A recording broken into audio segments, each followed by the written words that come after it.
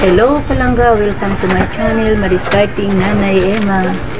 Pasensya na kayo palangga, medyo natagalan ako sa pag-upload at masyadong busy sa pamumuhay at marami pang inintindi.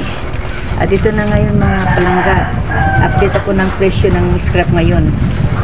Bagay tuloy-tuloy pa rin scrap ko, kaya lang hindi ako nag-upload ng mga presyo ng mga scrap. Ito na ang presyo ng bakal ngayon. Presyo ng bakal 17, lata 11, yero 12, sibak, ayan sibak medyo tumas ng piso konti 11, PET bottle 13,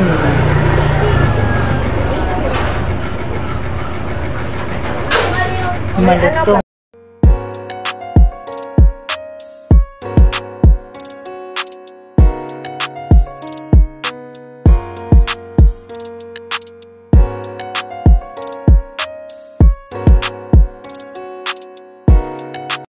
A few moments later. Nahinto na naman. May mga iba din ako mga paninda palangga. Hindi lang naman talaga junk shop ang pinagkakitaan. Kahit konting kita, kung pag-ipon-ipunin, medyo nakakatulong din. Ito na, dito na ako sa malutong. Nahinto na naman, kaya hirap mag-adjust ng oras o panahon, kaya medyo natagalan talaga ako sa pag-upload. Sobra daming trabaho mga palangga. Ayan palangga, natigil kanina dahil may bumibili ng guantes. Ito, dito naman tayo sa malutong. Malutong ngayon 7 pesos per kilo. Ayan palangga, ituloy ko na sa malutong na tayo. Patigil-tigil ang pag-update ko sa presyo ng mga sibak dahil may bumibili ng iba.